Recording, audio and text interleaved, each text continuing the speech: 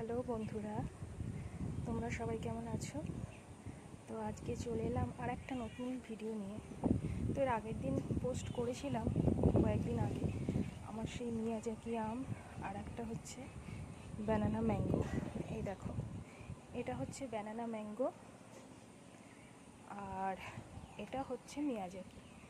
তো তোমরা একটু যদি আমাকে হেল্প করো। এই দেখো, আমি গাছের নিচেতে একটু ফাঙ্গিসাইডের প্রলেপ দিয়ে দিয়েছি।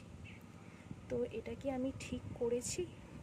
আসলে বর্ষাকাল তো, এখন ফাঙ্গাসের অ্যাটাক হওয়ার সম্ভাবনা আছে, সেই জন্য আমি এটা এইভাবে প্রলেপটা দিয়ে দিয়েছি যাতে ফাঙ্গাস অ্যাটাক না করে।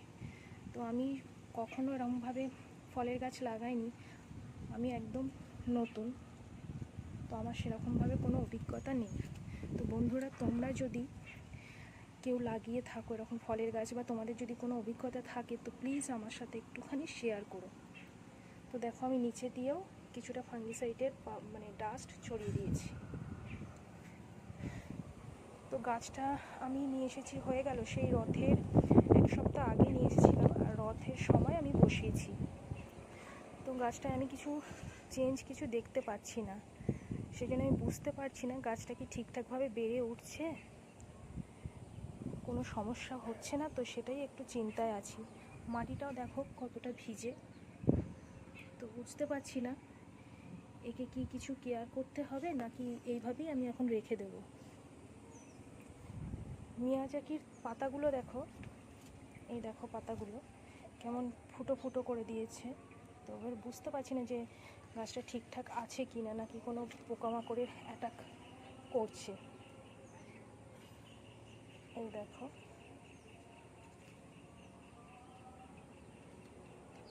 সেই তুলনায় ব্যানানা ম্যাঙ্গোটা বেশ ভালোই বাড়ছে এখানে, গাছের চেহারা দেখে সেটাই মনে হচ্ছে। আর এই দেখো আমার কাগজ ফুল গাছ, যেটাকে বগনভুলিয়া বলে। এই দেখো কালারটা দেখো কত সুন্দর। দেখো আকাশে কত মেঘ জমেছে, মাঝে মাঝে বৃষ্টি আসছে, আবার মাঝে মাঝে রোদ উঠছে, যেটা বর্ষাকালে হয়, কখনো মেঘ তো কখনো রোদ। দেখতে পাচ্ছ বন্ধুরা তোমরা সবাই? এই দেখো, তোমাদের ওখানে কোথাও কি বৃষ্টি হচ্ছে এখন? তো আমাদের এখানেও মাঝে মাঝে বৃষ্টি হচ্ছে, এখন দেখছি খুব সুন্দর রোদ উঠেছে, কিন্তু আকাশে প্রচুর মেঘ। এই দেখো বন্ধুরা, ওই দূরে আমি তো ছাদে, তো ওই দেখো আমি ছাদ থেকে দেখাচ্ছি তোমাদের, আমার ক্যামেরায় আসছে কি না জানি না, আসলে ফোনের ক্যামেরা তো। দেখো দূরে মাঠে ধান চাষ হয়েছে, তো জলও জমেছে, বৃষ্টি হচ্ছে, ধানের জন্য জলটা প্রয়োজন।